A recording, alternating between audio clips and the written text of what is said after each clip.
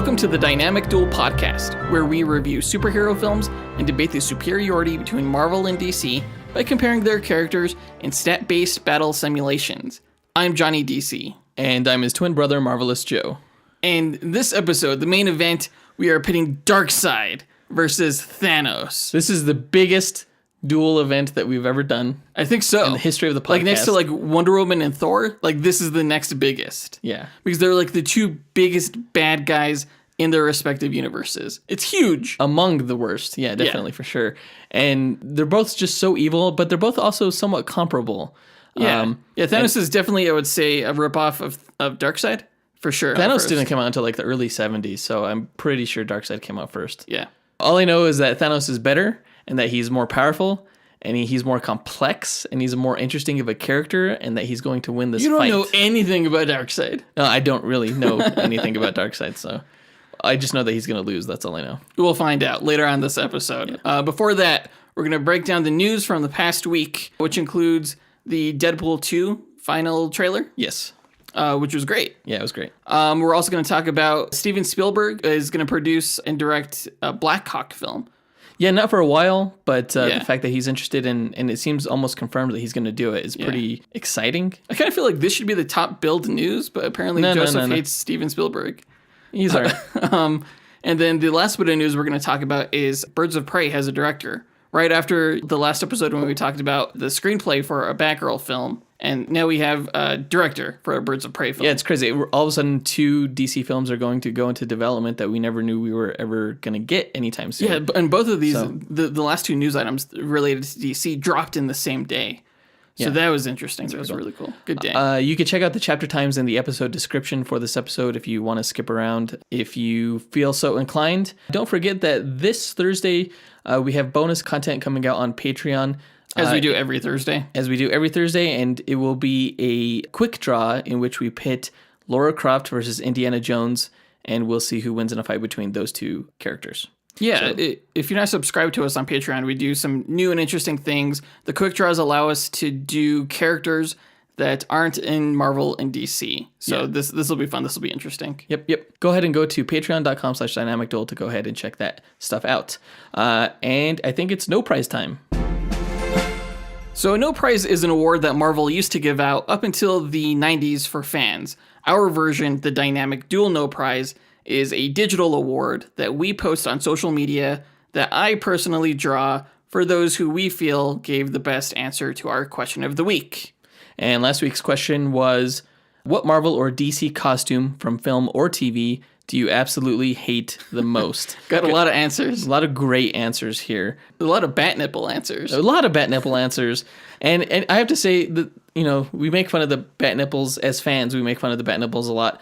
But the Batman and Robin costume and the Batman Forever costume, if you really think about it, they weren't the worst costumes ever. I mean, they're bad, but there are much worse costumes out there. Yeah. Such as Steel, Shaquille O'Neal's Steel costume from the 1997 movie, I want to say. It was around that time, yeah. Dan Baker gave that answer, so we're giving him the No Prize, as well as Jordan Ross Shield, who gave Wolverine Origins Deadpool costume. Because honestly, what the fuck was that? But let's start with Steel. So in 1987, there was a movie with Shaquille O'Neal where he played like Superman's sidekick. He's part of the Superman family. He was a weapons engineer. John Henry Irons. Yeah, named John Henry Irons, whose weapons got into the wrong hands. Sort of like Iron Man. He's essentially DC's Iron Man in a way. And Shaq is just a horrible actor. I've only seen this movie once, and I never wanted to see it again. It related in no way to Superman. I don't know why.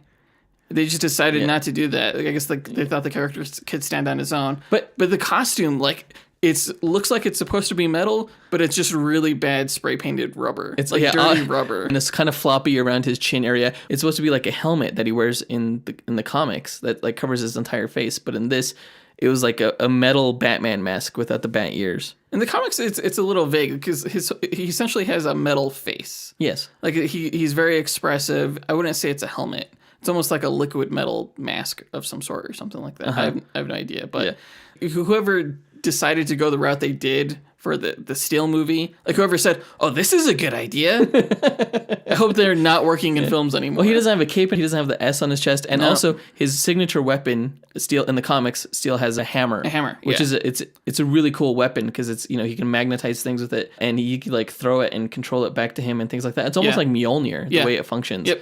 And it's a big two-handed hammer thing. Right. But in this movie, he didn't really hit people with the hammer. No, he turned it into like a shotgun or something. It was like a gun that Yeah. he would shoot projectiles out of the hammer. It was so fucking stupid. Oh my god. If you haven't seen the movie, don't watch the movie. Don't watch the movie. If you haven't seen pictures, don't even look at the pictures. Go on to Giphy. You'll regret it. And type in Shaquille O'Neal Steel, and you'll get the gif of Shaq waving his finger back and forth as if to say, no, this movie should have never been made. Don't watch this movie. What about Deadpool? Deadpool, I'm so relieved that they actually were able to do Deadpool's costume right after the travesty that was Wolverine Origins. Oh, I know. In Wolverine Origins, he didn't really have a costume. Like, I don't know why they decided to make these choices, but they sewed his mouth shut, as you know. They kind of emulated his mask by giving him, like, dark circles around his eyes. Scars. Like these scars, around his eyes. He wasn't wearing a shirt, but it looked like somebody had played, like, connect the dots on his skin. And he didn't carry swords. He, like, unsheathed them like Baraka from Mortal Kombat. These long swords that he housed in his entire arm. I don't know how he would ever bend his arm while they were inside his body. Right. It was so stupid. It was a travesty. It was in no way Deadpool in both look and power set and personality. I still haven't seen this film. Like, I know we're going to review it later on, like, once we get closer to the Deadpool 2 film. You haven't seen Wolverine Origins? No, I haven't. Oh my god. Now I can't wait to see it again. We're going to review it with John and Adam Spees from the Blast from Our Past podcast in about a month or so after the Deadpool movie. So we'll have a lot of fun ripping that to shreds. So look forward to that. But again, congratulations to Dan Baker and Jordan Ross Shield for your fantastic answers. We'll be asking a new question of the week later on this episode once we get into the news. Which is now.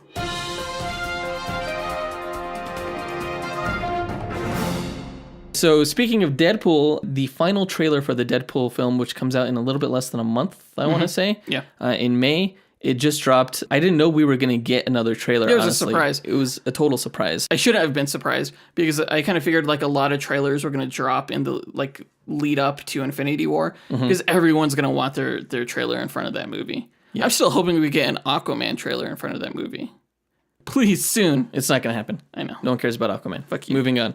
So this trailer seemed to be more focused on the team of X-Force introduced in the last trailer.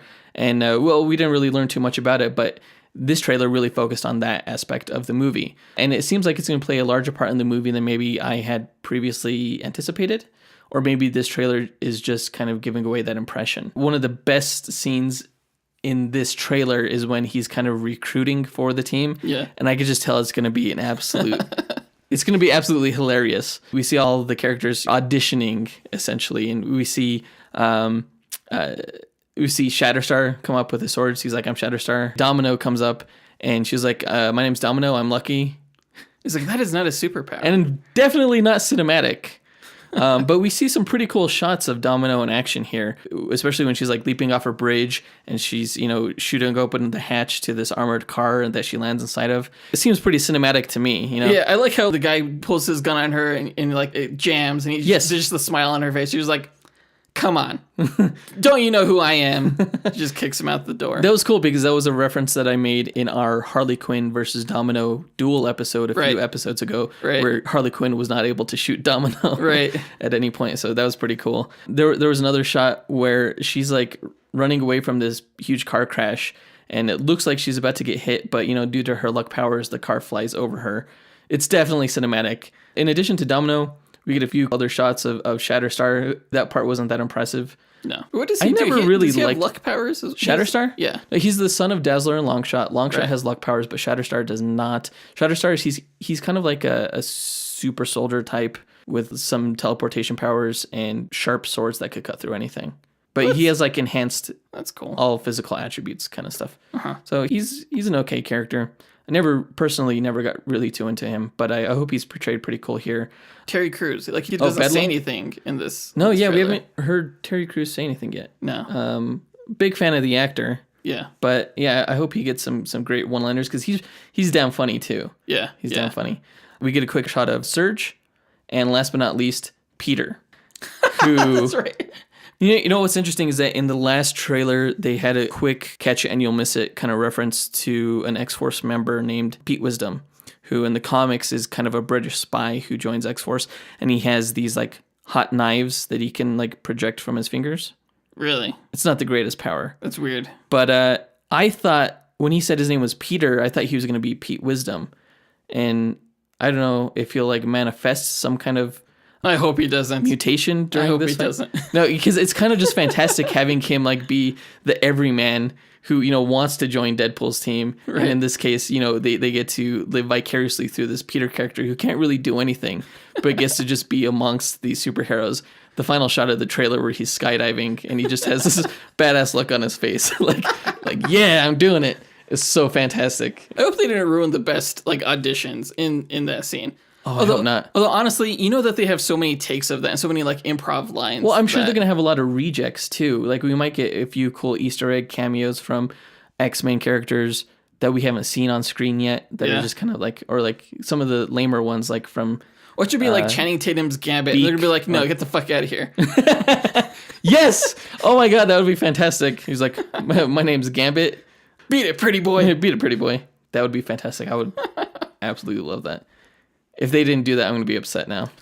We saw a lot of Cable in this trailer as well. Yeah, there's a lot of Cable. Brief references to the story that we got from the last trailer where we see that Deadpool has to protect this kid. We still don't know who the kid is. The rumor going around the interwebs is a mutant called Fire Fist. Yeah. Who I guess was part of the New Mutants. I don't know much about that character himself, but I'm guessing there's a quick shot in the trailer where we see him shooting like a fireball at Deadpool. I think that's Deadpool. Held together by like duct tape around the waist. So I don't know if he got cut in half or something like that.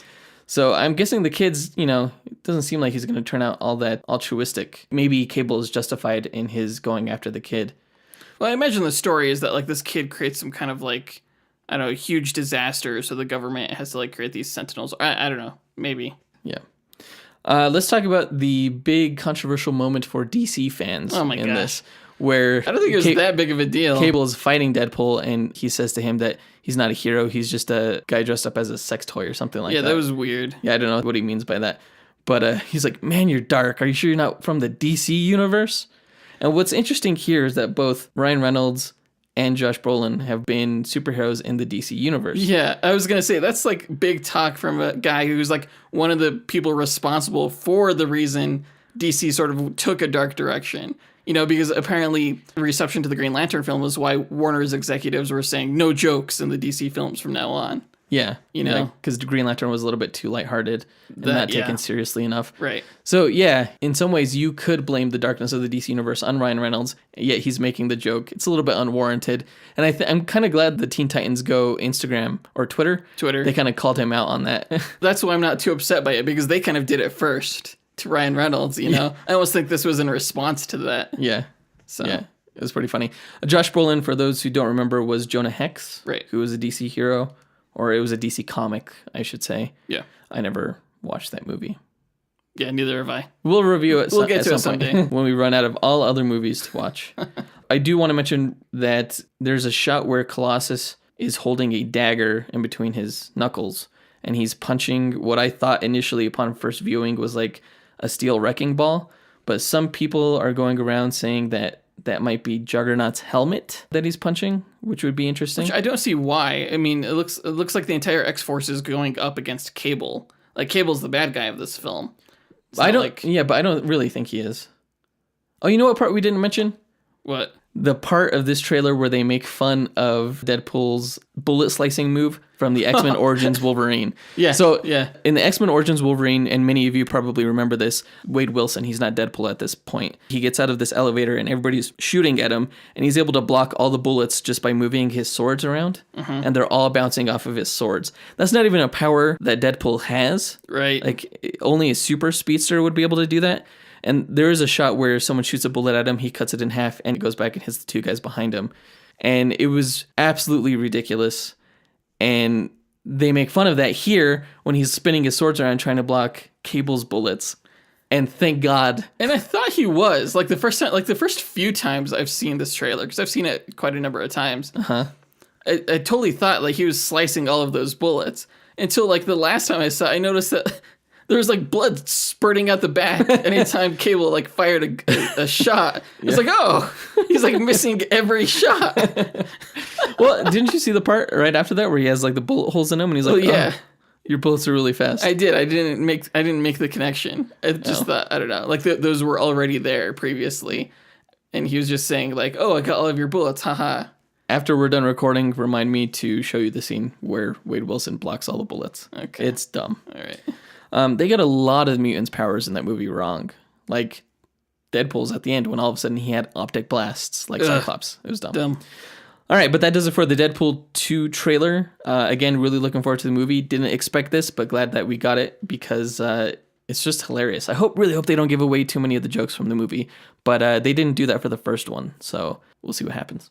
So on to the next bit of news. Steven Spielberg is producing and directing Blackhawk, which is a film about a fighter pilot and his team, which are called the Blackhawks. Mm-hmm. They were World War II fighters. I don't know too much about them, honestly, but they popped up in the comics. They're a like few the times. Howling Commandos from Marvel, yeah? Yeah, I guess you could say that. Oh, that would be a good match. I wonder if we could do that. There might A be good too duel? many The Howling Commandos versus the Blackhawks? Yeah. When the movie comes out, we'll do Blackhawk versus like Nick Fury or something like that. Oh yeah, that's a good idea. But yeah, apparently he's been interested in doing a Blackhawk film since like the 1980s, according to like Marv Wolfman, one of the writers from the comic. Mm-hmm. It was a big shock to me because I was kind of riding high on the news that they were making a Birds of Prey film that day, and then this came out, and I was like, what? It's insane. It was like the last thing I expected to hear ever. You know what it reminds me of? It reminds me of the George Lucas pet project about 5 years ago. It was a movie called Red Tails, and it was about... Oh, yeah, I saw that. Oh, you did see that? Yeah. Yeah, it was about like the Tuskegee Airmen. I think it was World War II. Yeah. This kind of sounds like Steven Spielberg is trying to make like the same movie, almost. Well, it's like... Spielberg, like Saving Private Ryan is like the best World War II film like ever. It's definitely up there. Yeah. You know, he can do no wrong with this property as far as I'm concerned. I think it's going to be great. I think it's going to be fantastic. And I think it's going to make Blackhawk a brand household name. It seems like a great way to introduce kind of like a new 1940s serial type style movie. Yeah, like Indiana Jones or something. Yeah, because Indiana Jones will probably be the last Indiana Jones movie that's made. So Blackhawk might be kind of the successor to that, and shot in maybe the same kind of way that Captain America: The First Avenger was, because that was done in that same serial type fashion. Yeah. I don't know. I mean, the fact that he's done Indiana Jones and he's done this type of movie, yeah, it's going to be great. Which brings us to our question of the week. Who's your dream director, besides Spielberg, that hasn't yet directed a Marvel or DC film yet, but should? Post your answer to our Instagram, Twitter, Facebook, or email us at dynamicduelpodcast@gmail.com. We will pick our favorite answer and draw that person a Dynamic Duel No Prize that we will post to social media. I'm super glad that Spielberg wants to direct this World War II superhero movie. Do you even think it'll be set in World War II, though, or will they bring it to modern times? I don't know. So it'll definitely be outside of the DC EU. They could set it in any time period, I think, between World War II and now, honestly. Yeah. It just seems like a smart move to do it, because you could keep that franchise running forever. Is there not a modern version of the Blackhawk character who's female and part of Birds of Prey or something like that? That's Lady Blackhawk. Lady Blackhawk. She actually was from the past, but she traveled forward in time and became a part of the Birds of Prey. Actually. Interesting. So I haven't heard anything about them incorporating that character into the Birds of Prey film. I would be surprised if they did, because then Spielberg would have to get involved, and I don't think that would happen.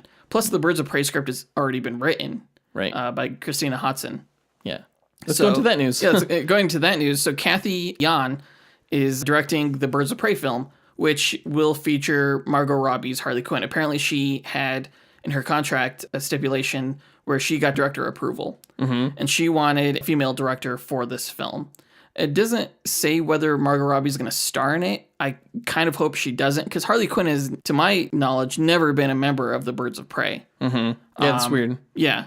She would be a Birds of Prey bad guy. Yeah, she may be the villain of this movie. Uh-huh. So, it was written by Christina Hodson, and I guess they're using this film as a jumping off point for the Batgirl film, which I think is good, because when you tell a Barbara Gordon Batgirl film, the story you really want to tell is the Killing Joke, is, the hardship she went through of her encounter with the Joker. But that's not necessarily the story you want to start off with. True. So if you introduce her in Birds of Prey and then do, the Killing Joke, make her Oracle in Batgirl, that may be a smart way to go. Interesting. So I think it's encouraging. The only thing that's sort of a drawback is Cathy Yan has never directed a feature film before. Yeah, well, I'm looking at her director credits. She has directed a feature film before. Dead Pigs was her only full-length film. Well, I did hear Dead Pigs, it won some kind of award at Sundance. Oh, really? I don't think it was for directing, though. I think it was for acting. Huh. But apparently, she gave a really good presentation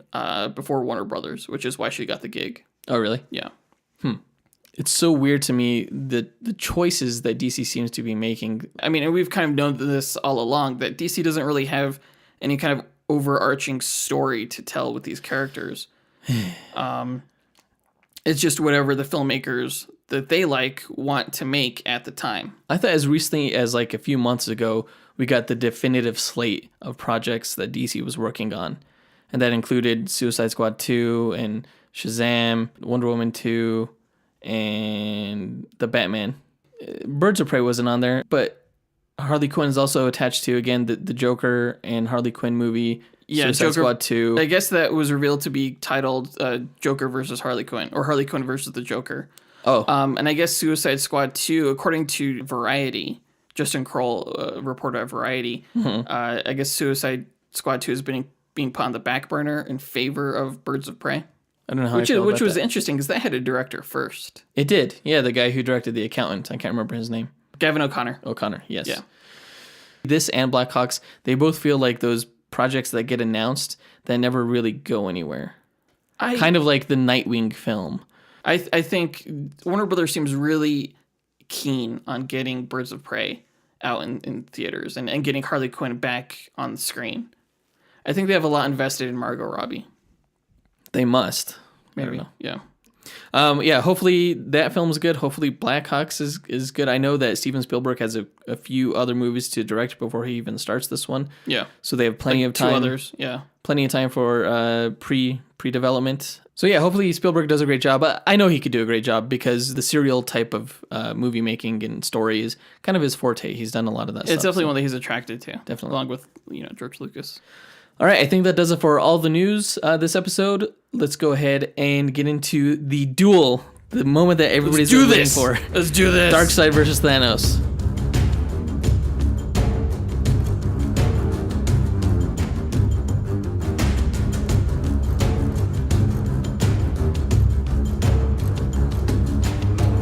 I'm excited for this one. I've been looking forward to this since we started this podcast. Yeah, and we've been arguing about this fight for what seems like forever. So yeah, it's a little nerve-wracking to be finally settling the weird, debate between these two.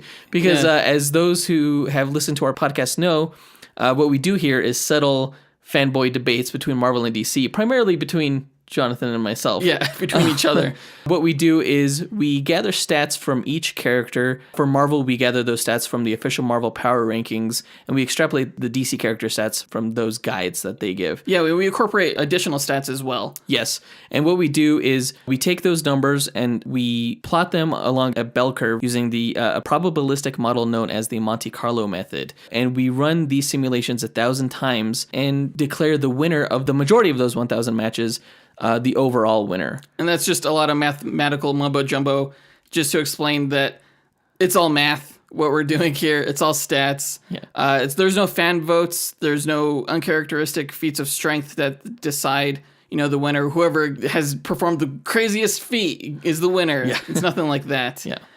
It's math. Yeah. So what we like to do before we run these simulations is go over each character's history and powers, and kind of discuss how we think one of these 1,000 simulated battles would actually go. So let's go ahead, I guess, and get started with Darkseid.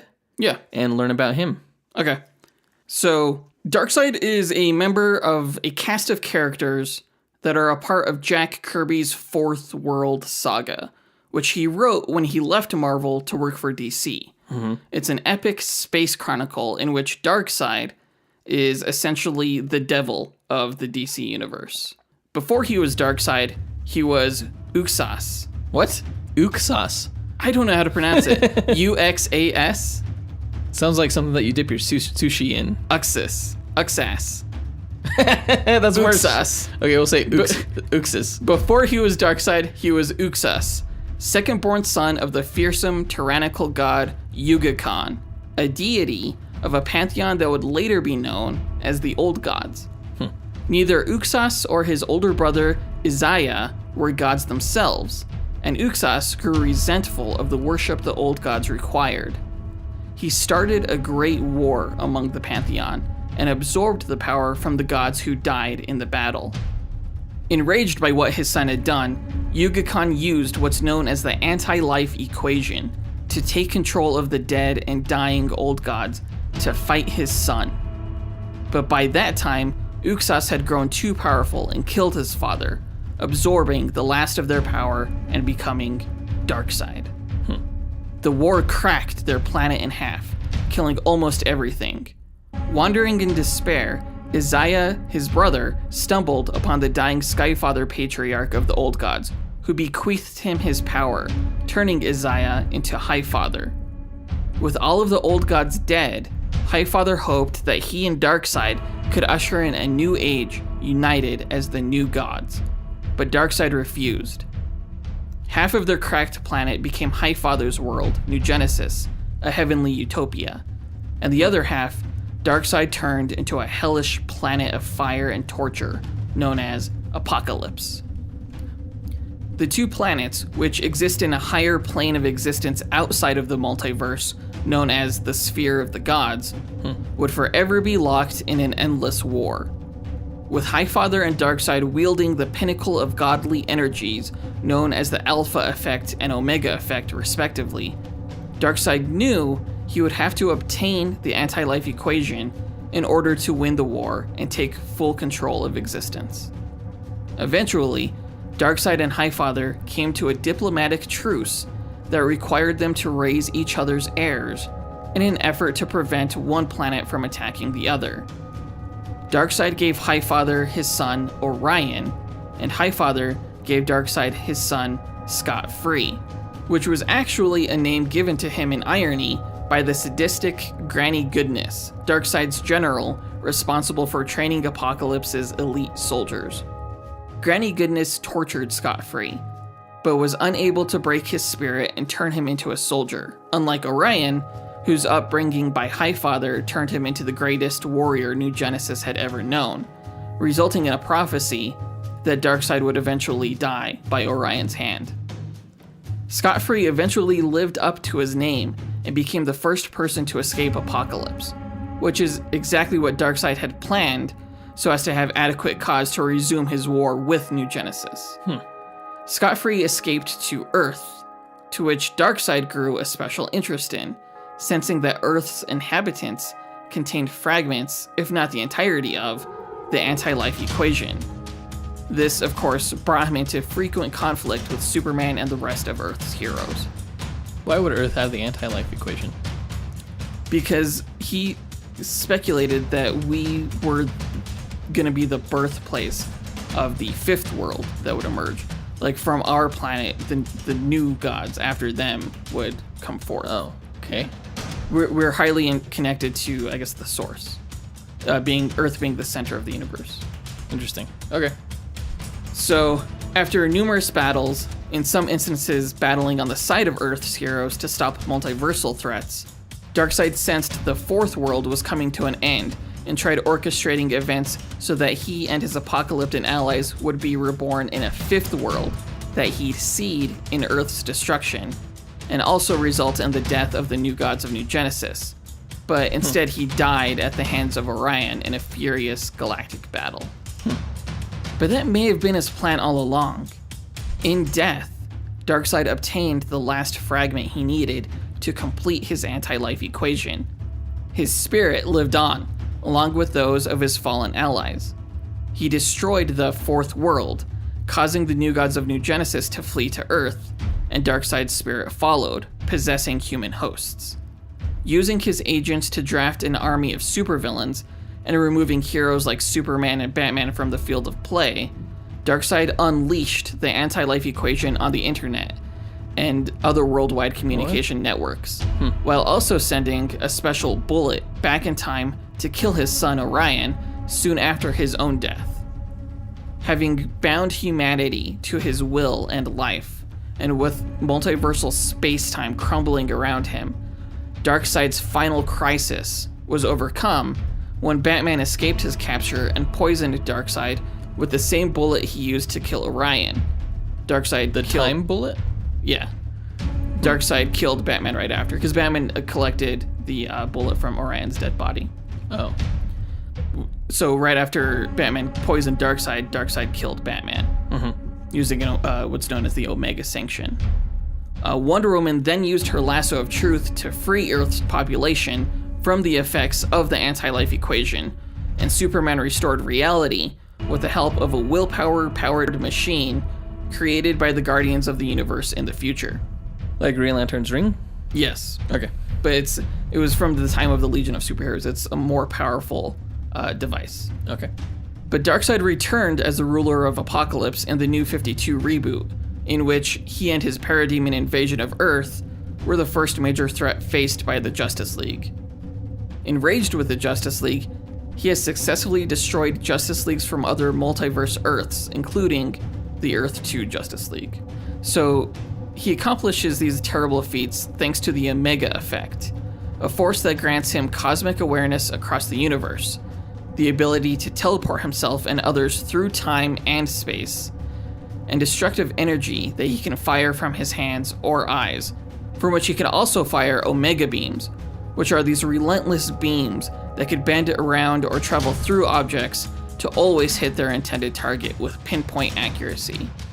Once hit by an Omega Beam, Darkseid can do anything from teleporting a person to another location, erasing them from existence completely, or even trap them in a never-ending cycle of awful death and rebirth, known as the Omega Sanction. Oh. With his beams, he could also transmute matter, create avatars of himself, and even destroy planets. He has telepathy, telekinesis, and can alter his size. He can lift millions of tons and can move fast enough to surprise Superman.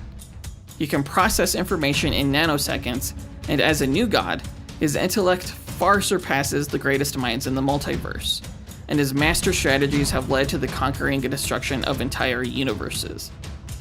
He also has the full command of a mobile planet and its near limitless army of formidable parademon shock troops and superior new god technology. Though he rarely resorts to hand-to-hand combat, he's an expert combatant and has unlimited stamina, is invulnerable and immortal. His one vulnerability is Radion, which is fatal to new gods, and it was what the bullet was made of that poisoned him and his son Orion. But of course, Thanos isn't going to know that. He has telepathy, so he could know that. Darkseid isn't going to be thinking about that. Oh, we'll see. Okay. I think I just found I hope win. this guy doesn't have any radon. Radion. That's right. Okay. Well, that was, I mean, when you're going over his powers, it seems very comparable to Thanos' powers, except for the whole size changing thing.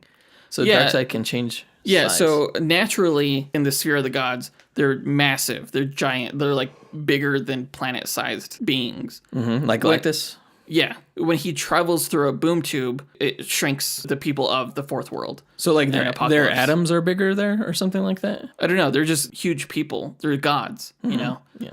Like if Superman, not that he could do this, but if he ever wanted to like fly to Apocalypse, because it's not within the multiverse, it's not within Superman's universe. Right. If he ever wanted to, like he would be really, really tiny. Comparatively. Right. Interesting. Okay, whatever. But try and understand it. Just accept that it happens. The one thing I didn't like about that bio is it doesn't explain why Darkseid is evil. He just grew jealous because he wasn't being worshipped. But so why is he a fucking asshole? Why did he create a hell planet? because that's his archetype. Oh, okay, yeah, this is just DC. Okay. If I could give Darkseid like any sort of like motivation, it's that he wants to control everything, because that's what the anti-life equation does. The anti-life equation makes whoever's around him, their will becomes his. So like he could see through all of their eyes, and if he, like raises his hand, everyone raises their hands. Mm-hmm. If he is killed, everyone else dies that was under his power. So like I think his motivation is that he just like felt out of control. He felt powerless. So his motivation is to have complete control, because I think he thinks that he's best suited for that. So you create a hell planet. Okay, that makes sense. It's the best way to control people is to torture them and make them do what you want. Okay. It's all about free will. I'll buy that. Well, let's get into Thanos, and I'm glad to be going over his backstory at this particular time, because yeah, definitely. It was, with the movie Avengers: Infinity War coming out, we're seeing it this week. I don't know too much about Thanos, so I'm looking forward to hearing more about him, because it's happened a number of times where you'll break down a character for me, and I'm always glad going to a movie, seeing that character and having more of their backstory on hand. Yeah, definitely. So Thanos, he is a cosmic threat who destroys whole planets on the daily, just for funsies. He's achieved universal conquest on more than one occasion. He's Marvel's most driven, most cunning, most devious villain, and certainly one of its most powerful. The history of Thanos involves first knowing some ancient Marvel mythology. About 1 million years ago on Earth, a group of powerful and mysterious cosmic beings known as Celestials visited Earth to experiment on the planet's dominant species at the time, known as Homo erectus. One of the Celestials, known as the Tester, transformed a group of the subjects into genetically unstable, evil creatures known as Deviants. Another Celestial, known as the Calculator, transformed a group of Homo erectus into perfect, immortal beings known as Eternals, who fought the Deviants and drove them underground, protecting early humanity. The Eternals eventually left Earth to form a colony on one of Saturn's moons called Titan. Mm-hmm. The third Celestial, who was called the Prober, created a latent gene in his subjects that would result in unique and powerful mutations once Homo erectus had further evolved, which is how mutants came about in the Marvel Universe. But back to the Eternals. They went to Titan. Thanos is a member of the Eternals race and is actually a mutant himself, possessing the deviant gene that made him look more like a monstrous figure than his father Mentor or his mother Suisun or any of the other Eternals. I thought he was part Skrull. No, that's kind of like a revelation that the Paradise X miniseries came up with. Uh-huh. That's not officially standard continuity. Because he looks like one. He just has purple He skin. does look like a purple Skrull, and that's what they surmised. They kind of created the backstory for him that Suisun was actually a Skrull in disguise. Yeah, it's not officially canon, so I kind of skipped over that. But, it's possible. The moment Thanos was born, his mother could see the death in his eyes and tried to kill him. Mentor stopped her, and Suisun was institutionalized, driven mad by the sight of her child. As a young kid, Thanos showed a gift of extreme intelligence, and he learned much faster than he was taught in school. He became obsessed with learning about genetics and the nature of his abnormal appearance, and figured that through the dissection of animals and later other Eternals, he would find his answer. He committed the first ever murders on Titan, horrified by his actions at first, and then later finding that he secretly enjoyed it. For his 18th kill, he butchered his mother, hoping to at long last discover the key to who he was. Jeez. He was at that point mysteriously visited by an enigmatic, cloaked woman, the physical embodiment of death, the Grim Reaper, as it were, and Thanos immediately fell in love. He left Titan and joined a space pirate crew where he raided many planets and sired dozens of offspring. He eventually took over the crew by killing the captain and led them to revisit the planets they had raided and destroy them with the aim to witness death manifest before him again. And she did, though no one else could see her but him. Having amassed a huge armada of battleships, Thanos returned to Titan, where his father Mentor told him that his visions of death were merely delusions and that he was mad. Thanos then killed every living soul on Titan, sparing his father and brother so they could watch him prove his sanity as he ventured out again to ravage the cosmos. Death told Thanos that for her to ever love him, he would have to ascend to godhood like herself. This led him to pursue godlike power, which he first obtained by seizing the reality-controlling cosmic cube. He transformed himself into a god and earned the love of death, though it was only temporary as Captain Marvel and the Avengers were able to shatter the cube and rid him of his power. He then set his sights on the Infinity Gems. He first learned of the gems while scheming to find a way to grant death a gift like no other, the destruction of half the living beings in the universe. He first set his sights on the Soul Gem, which belonged to the artificially constructed being called Adam Warlock. You know, the guy that's in the golden cocoon at the end of Guardians of the Galaxy 2? Right. Thanos knew that he risked losing his own soul in a direct fight with Adam, as the Soul Gem had the power to steal souls. So Thanos used his personal assassin Gamora, whom he raised as a child, to get close to Adam by helping him defeat his enemy Magus. With Adam's guard down, Thanos was able to kill him and get the Soul Gem. Though Adam Warlock didn't really die, he just went into the limbo world inside the Soul Gem. Through other cunning plans like this, and aided with his increasing power, he was able to wrest the power, space, time, mind, and reality gems from other powerful beings such as the Collector and the Grandmaster. He put all of the gems into a glove of his own making called the Infinity Gauntlet and became Supreme Master over everything that is. He killed half the living beings in the universe with a snap of his fingers, and as great as the gift that was to death, she spurned him for all of his power. Adam Warlock was able to escape the Soul Gem along with Gamora. Why did she spurn him? She spurned him because she wanted him to fulfill his promise of his gift to her, but not necessarily become her better. By obtaining the gems, he became more powerful than any god, such as death. So she was jealous of him? Not jealous, but she resented the fact that Thanos had the ability to do whatever he wanted and therefore even make her love him. She felt more like his slave than his lover. Okay. So Adam Warlock was able to escape the Soul Gem along with Gamora, and they, along with the Silver Surfer, informed the Earth's remaining heroes about Thanos' newfound might. They confronted Thanos, and he killed them all, though Adam Warlock, Doctor Strange, Silver Surfer, and Doctor Doom were able to escape. Thanos was then attacked by the universe's cosmic beings, such as the Celestials and Galactus, in a fight that destroyed entire galaxies, and Thanos still came out on top.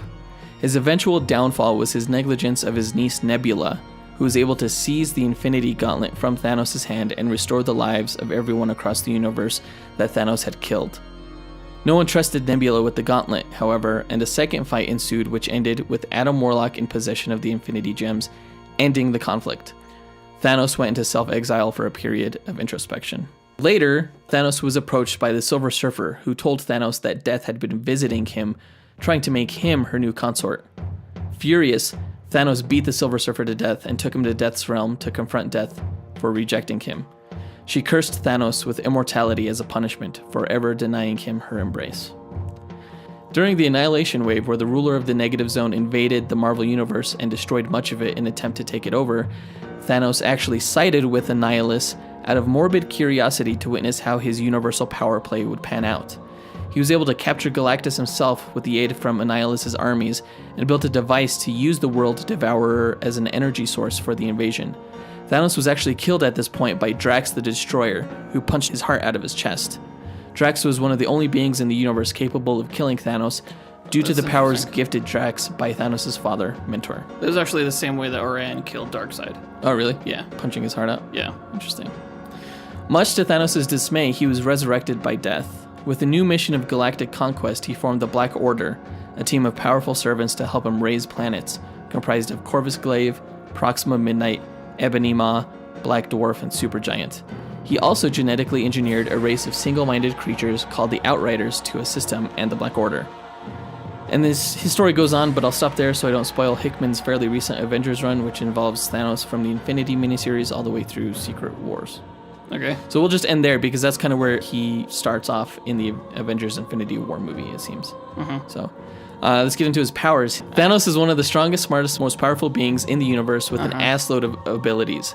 These include, first and foremost, his exceptional mind. He's far smarter than any human scientist such as Reed Richards or Tony Stark. They're not even comparable. He uses his intellect both in his inventions, such as his bionic enhancements, and in his strategies, such as the acquisition of the Infinity Gems. He has incalculable strength, able to knock away the likes of Hulk and Silver Surfer with ease, able to withstand attacks by Black Bolt, Odin, and Galactus, and able to even destroy a planet with his blows. He naturally wields cosmic energies, allowing him to shoot powerful blasts from his hands and eyes. He can create impenetrable energy shields, rapidly heal himself, and telekinetically manipulate matter.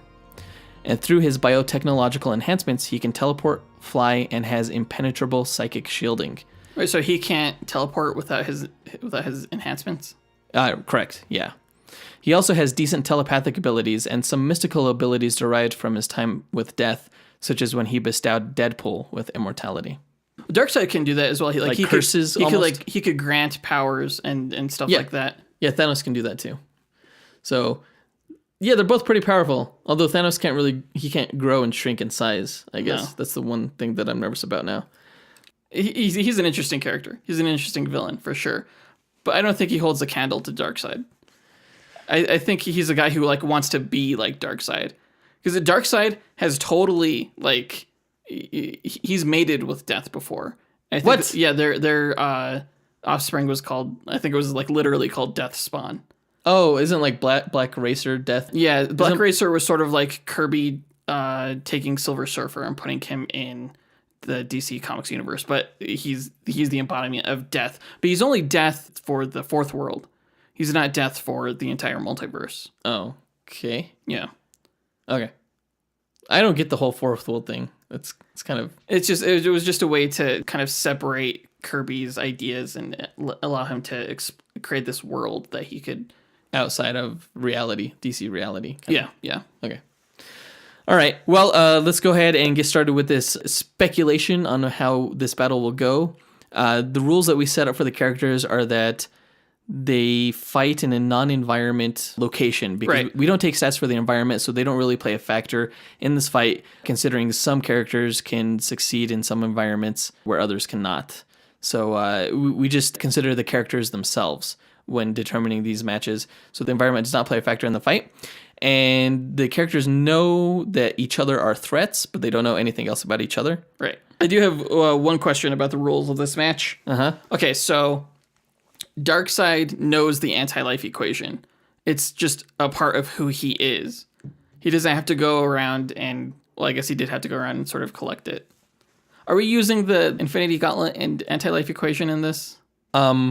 No, he won't. Okay. No one-off weapons, kind of. Okay, I wouldn't necessarily call the anti-life equation a one-off weapon, but okay. Okay, so if Darkseid could control anybody that he comes in contact with, why is he not in control of the DC universe? Well, he almost was. That was the Final Crisis storyline. Is when he finally unleashed. And why is he not now? Because he's a weak-ass villain. That's why. If he has all this freaking power... Well, I could say, why isn't Thanos in charge? Thanos has taken over the universe on multiple occasions. Has Darkseid ever taken over the DC universe that Superman's part of? Not like the prime, Earth 1 universe, but he's exactly. He's conquered and destroyed other universes. Yeah, that didn't have... No, they had other superheroes, like Earth 2. Okay, well, then he's just not good enough to take over this one? This one? Yeah. Dumb.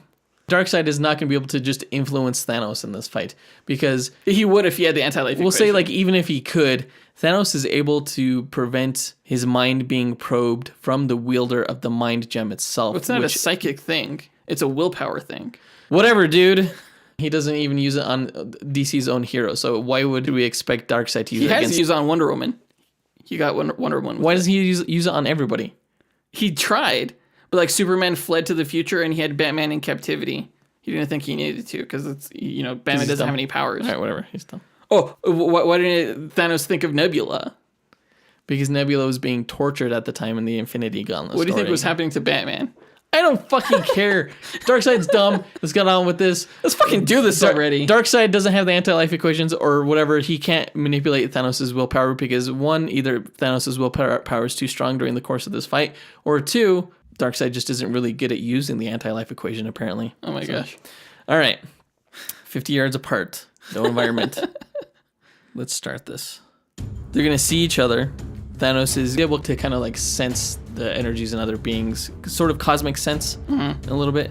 So he's going to... Darkseid could do that too. whatever. He can sense the power in Darkseid, and he's just gonna I'm gonna take this guy down. So he's gonna start off by he's gonna shoot a blast of cosmic energy at him. A blast so powerful that it would render a planet asunder. He shoots it right at Darkseid. So Darkseid stands there, with his arms behind his back, and he's getting blasted, but he's just standing there. And I've seen Superman punch Darkseid, so no, he doesn't just stand there. Okay, so he does take a step back, and he's like, but it's not like he flies backwards. That's when he just starts to grow. Okay. Oh, you're already bringing the growing thing into this? Well, sure, why not? Okay. He grows so that it's not as big of a force against him, and he uses his Omega beams to fire on Thanos. Thanos blocks the Omega beams by throwing up an energy shield. The Omega beams aren't able to penetrate. The Omega beams can go through energy and matter. They go through Thanos' energy shield, and when they hit Thanos, he senses that he's full of these biotics. No. What really happens is that when the beams go through his shield, he's like, oh shit, these beams are going through my energy shield, and he fucking teleports out of the way. Okay, so he teleports how far? He teleports on the opposite side of Darkseid. Okay, so the beams just go around Darkseid because they zigzag. So what, this entire thing is just going to be a chase of the Omega beams chasing Thanos? That's what it always is. So Thanos gets hit by the Omega beams, and his biotic enhancements are removed. No. Darkseid just erases them from existence. No, that's... Okay, so that's what Darkseid thinks happens. But in reality, Thanos actually teleported directly behind Darkseid and telepathically made him think that Thanos was hit. You can't telepathically alter or confuse or affect in any way Darkseid. He's too mentally strong for that. Yeah, and Thanos is too mentally strong to not be able to do that. Okay, so then the rest of this fight just takes place on the mental plane? Maybe. All I know is that Darkseid thinks he hit Thanos. Because Darkseid has telepathy as well. But he really didn't. No, he wouldn't be confused by that. Because he has telepathy as well. Well, who cares? Because he doesn't know that Thanos has telepathy, and he could feel him entering his mind. No, he can't. Yes, he can. No, he can't. And so he was just psychically manipulated into thinking that he removed Thanos' enhancements. No. He really didn't. No. Even if Thanos did that, the beams would still hit Thanos. No, because the beams do not have a mind of their own. They always hit their target. It's whatever Darkseid wills for them to do. Yeah, because they're controlled by Darkseid's mind, but if Darkseid's mind is manipulated for a short amount of time, then he thinks they hit their target and the beams stop, and Thanos is unaffected. No, okay, so even if Thanos was able to telepathically throw off Darkseid's Omega beams, which he wouldn't be able to, he's right behind Darkseid. So Darkseid just feels him, trying to telepathically... Just feels it, what, with his spidey sense, with the hairs on the back of his head? Well, he has cosmic sense.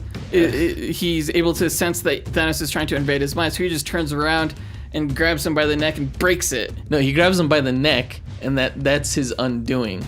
Because at that point, Thanos breaks his hand with his super strength. With his neck? He flexes his neck and breaks Darkseid's hand. No. Because that's how strong he is. No. Remember, Darkseid's bigger than him right now. Okay. So Darkseid grabs him by the neck, and then he teleports away again. So Darkseid teleports right after him. Darkseid can't teleport. He can teleport. Oh my god. Through boom tubes? No, he can teleport on his own. He could travel through space and time on his own. So if he's so damn powerful, how come he hasn't destroyed the DC universe? If Thanos is so powerful, why isn't he destroyed the Marvel universe? He has on several occasions. Well, again, that's what I'm saying. Darkseid has on several occasions, not the Prime universe, but other universes. If he's so damn powerful, how come he hasn't destroyed the Prime universe? I don't know. Because he sucks! Because then DC Comics would end. This is dumb. I can't do anything because they're like, oh no, unbreakable mind. Oh, the Omega beams can hit anything. They can. That's their thing. They can go through anything. That's their whole thing. Plus, I'm pretty sure I removed the biotics from Thanos. No, so that he can't teleport anymore. No. See, that's the problem with Thanos, is that some of his powers are dependent upon upgrades, whereas Darkseid, that's just his being, and that's why he's gonna win this fight. Why would Darkseid just take away his enhancements, not just straight out kill him? Because I tried that, and you're like, no, the fight must continue. Because Darkseid sucks. That's why. Well, I mean, I think Thanos would actually be able to withstand the Omega beams. Okay, why? I mean, it's happened before, but very rarely. Because he's been able to tank hits from Black Bolt and even Odin, who is a god himself, and even Galactus. So I don't think they would actually be able to rearrange his molecular material because he's just too damn dense and powerful. Here's the thing. So characters like Doomsday and Superman have been able to withstand Darkseid's Omega beams. But that's only when he's using them as an energy force, not when he's like using like his Omega sanction or anything like that. You know what's funny is that I've seen Superman actually able to block the Omega beams using his own heat vision. Yeah. So Thanos is going to render the Omega beams inert just by shooting beams from his own eyes, his cosmic energies from his eyes. Okay. So it's like, oh yeah, you can shoot me with your Omega beams. I'm just going to block them. Bam, blocked. Your Omega beams are useless against Thanos now. Actually, I saw Superman, I think it was maybe in the cartoon though, but he held his hand up to block the Omega beams and then just walked toward Darkseid and then like put his hand over his eyes. He kind of like put a cork on the Omega beams and it caused a huge explosion that Superman survived, that Darkseid did not. He was defeated. I think that was the cartoon just oversimplifying Darkseid's Omega beams, because in the comics they're much more than just energy beams that he shoots out of his eyes. They're much more. Like, it's his whole power. So that's what Thanos is going to do. He's going to first block the Omega beams with his own beams, and then he's just going to hold up his hand and just slowly walk toward Darkseid, and then put his hand over Darkseid's face. All right, when Thanos gets close enough to hold his face, that's when Darkseid just kicks Thanos around the nuts.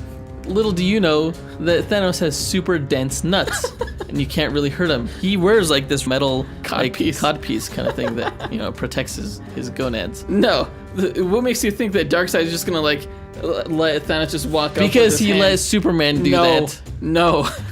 Why did he let Superman do that if he's not gonna let Thanos do that? Once this movie comes out this week, I'm gonna be like, oh, why did Thanos just let them do that? This movie's gonna be awesome. This is a hard fight to discuss, actually, because they're both too strong. Like, it can't come down to like physical blows, because they're equally strong, right? I don't know. What happens if Thanos punches Darkseid? Would it be like a normal human punching a normal human, or would it like send him flying backward? Like, what happens when Superman punches Darkseid? I've never seen Darkseid get thrown backwards. He's way too durable for that. Like, he'll collapse to the ground, but he's not going to go flying backwards. So it seems like they match each other physically. It seems like they match each other energy-wise, except for the Omega beams. But I think Thanos is able to render them inert with his own cosmic energies. Here's the thing. Anything Thanos could do, Darkseid could do, and he could do more. And he's not dependent upon, like, upgrades. Forget about the upgrades, body man. modifications. You act like he's some kind of cyborg. It's not like that, man. But he's still naturally enhanced, both through his eternal physiology, and Death has enhanced him as well. The character of Death made him stronger than he previously was before he first went into her realm. She made him her champion. You know, it's better than eternal physiology. What? God physiology. Same thing. I don't think so. The Eternals and the Deviants are the exact same as the Apocalyptans and the New Genesians. I don't think so, because they exist like in the universe. So like the fourth world is like above this. Whatever. You're not above anything. I don't know what I'm saying.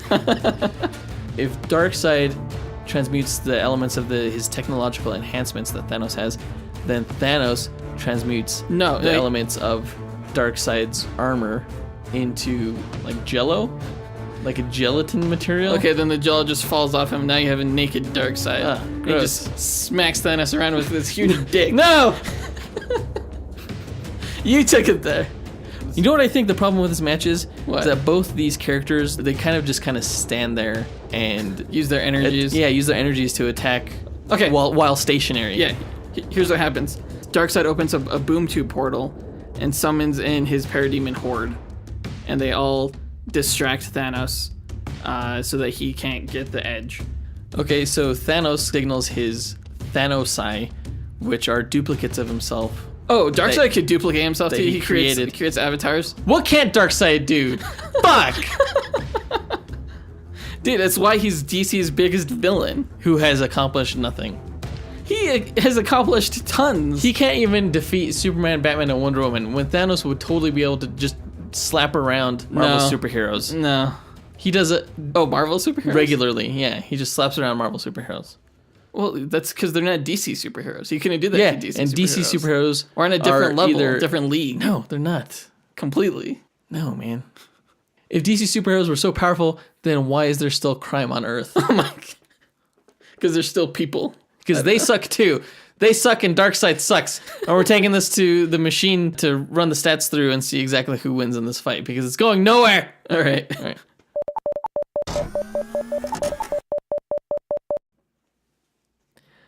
Pretty sure this fight ended an entire universe and there's just nothing left standing. The machine has no words. Interestingly enough, one of our listeners named Tim Brown reached out to us and stated that we are actually tied thus far in our duels. Marvel has won half of the duel episodes that we've put on so far, right? And DC has won the other half. So this is kind of the tiebreaker for the time being. Yeah, when I learned that, I was like, is this fate? What is this? Is this real? It all comes down to this. Right. So we went ahead and ran the stats. I have to say that DC is dumb. I don't know if I've said this enough this episode. Darkseid, we learned that with his abilities, he can destroy 1/5 of a universe. Yeah, just I on guess his own. it came down to. Yeah. And, Thanos can destroy planets with his power. But I feel like Darkseid is so powerful, he has no business not being the ruler of just everything that there is, especially with the anti-life equation that he has. It's ridiculous. Jeez. Okay. What do you have to say for yourself as a fan of this lame universe? Like Darkseid is what he is, He's what he's meant to be. He's supposed to be like this over the top, overly powerful kind of character that really only Superman and Orion have any kind of chance against. And even then, he's also been known to like KO them in one punch. So, it's supposed to be over the top. That's what he is. He's supposed to be unbeatable. Okay. So we ran the stats, and the winner of the Thanos Darkseid fight is Darkseid. Yes! Darkseid is stronger. He's capable of more damage through his Omega effect than really anything that Thanos has. I think Thanos would be more than a match for Darkseid with the Infinity Gems. Well, I think Thanos is a match for Darkseid on his own. The range on Darkseid. No one beats Darkseid's range. Was another key factor. It played a minuscule part in this because, of course, they're fighting next to each other. But the fact that Darkseid can hit anything, anywhere, at any point, in not only time but space with his Omega beams, it's over the top. It's too much. It's dumb. I don't think I stated the percentage of wins. So Darkseid beat Thanos 62.6% of the time. Well, that is more than I thought. Yeah, it's not that close. This sucks. I'm quitting this podcast. Darkseid has more abilities than Thanos. And it's not because Thanos isn't a great character. He's the better character, obviously. He's just not a cheater character. Dude, accept your loss with some humility. No, I will never say that Thanos is worse than Darkseid. A villain only needs to be so powerful. I'll say that. I'm gonna go drink now. Well, I'm like really sad. I know. This has affected me. Holy cow. That does it for this episode. In our next episode, we will be reviewing Avengers Infinity War. I hope you feel bad about this. You're about this, You're making me feel kind of bad. Good. Like, it's really hard to relish and revel in my victory when you're just like... Because Darkseid's a cheater character. Okay. Next episode, we'll be reviewing Avengers Infinity War, in which Thanos has the Infinity Gems and will totally be laying the stomp to the Marvel heroes and to Darkseid if Darkseid appears in that movie, which he won't. Unless he has the anti-life equation. It's fun to think about. And shut up. And please subscribe if you haven't already. Go ahead and review us if you would like to. Yeah, tell your friends about us. I want to say thank you to anyone who's given us a rating and review. I was reading them earlier today. It was awesome. I just wanted to say thank you. I might read a few of those just to make myself feel better. Yeah, there you go. Don't forget that if you go to Stitcher.com/premium and use the promo code DUEL, DUEL, you'll get a free month of Stitcher Premium, in which you can listen to Wolverine: The Long Night, which is Marvel's first scripted podcast. And it's supposed to be the first in a series of Marvel Universe podcasts. So go ahead and give that your support so that we can hear more of those. It is a mature podcast. Yeah. I don't know if I've ever mentioned that before, but the Wolverine podcast is intended for mature audiences. So for sure. Keep that in mind. Go ahead and visit dynamicduel.com. You'll get links to all of our social media and our merch and previous episodes. And if you're looking for a last-minute t-shirt to buy for the Infinity War movie, definitely check out our site because we have some cool designs that you may like. Yeah, we do have one shirt that's a speech bubble that says Marvel is better, and the tail of the bubble is pointed up toward where your head is. And I think I'm going to go buy that shirt right now and wear it. All right, that does it for this episode, guys, and really can't wait to talk about Avengers Infinity War. We'll talk to you guys next week. Up and away. True believers.